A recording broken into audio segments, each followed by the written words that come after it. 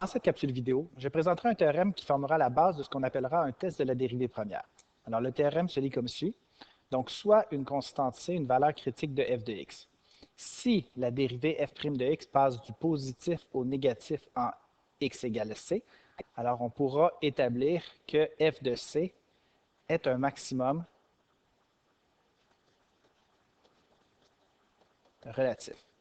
Alors ça, c'est dû au fait que si la dérivée passe du positif au négatif, c'est que la fonction passe de croissant à décroissant. On va donc à faire un maximum relatif. De même, si f' de x passe du négatif au positif, alors la valeur f de c sera un minimum relatif.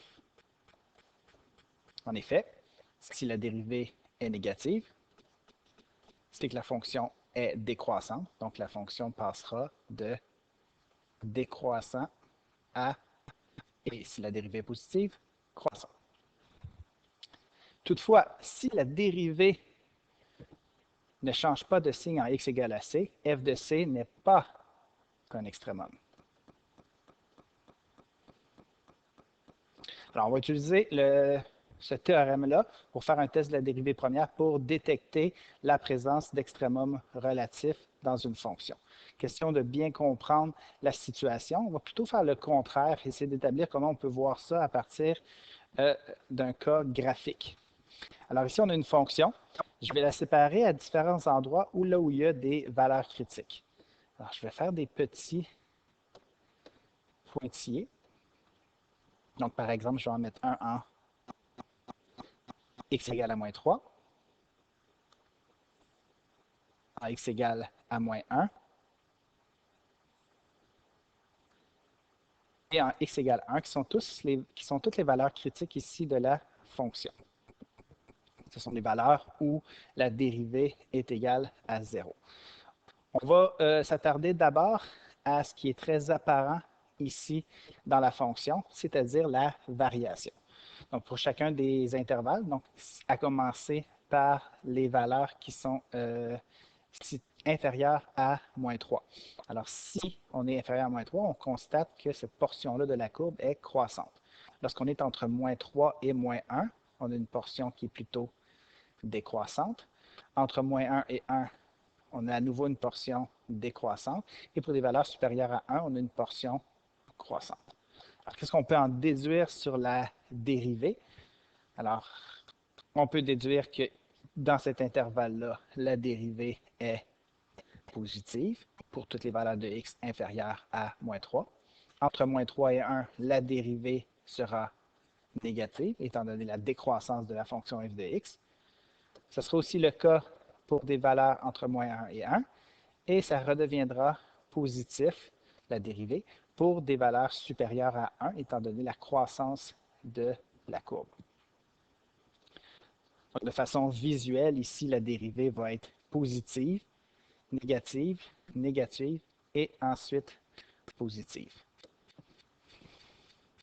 Alors, on va juste s'attarder à ce qui se passe sur les valeurs où j'ai mis mes pointillés, qui sont des valeurs critiques. Donc, par exemple, ici, f' de 3 vaut 0. Donc, on voit que si on a tracé une tangente en x égale moins 3, sa pente serait nulle. Même chose ici pour moins 1 et pour 1. Toutefois, toutes ces valeurs critiques ne sont pas des extrémums et ceux qu'ils sont ne sont pas les mêmes. Donc, par exemple, la première valeur de x, x est égal à moins 3, f de moins 3 est un maximum relatif.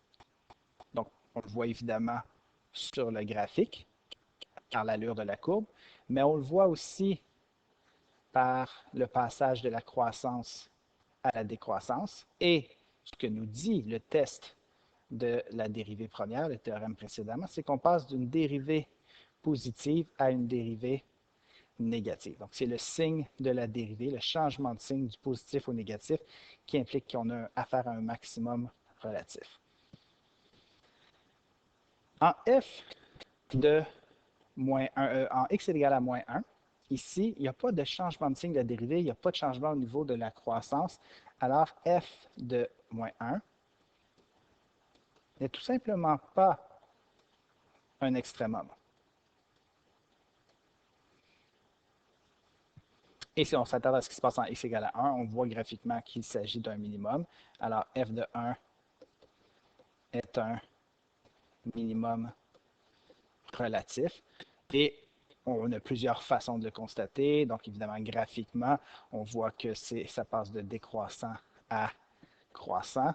Et en ce qui concerne le signe de la dérivée, même si on n'a pas affaire, même si on ne connaît pas la règle, on a la dérivée qui passe de négatif à positif. Juste pour revenir sur la situation précédente, notez qu'il n'y avait en x égale à moins 1, pas de changement de signe au niveau de la dérivée. Et c'est ça qui nous permettait de conclure qu'il n'y avait pas d'extrémum à cet endroit-là. Voilà.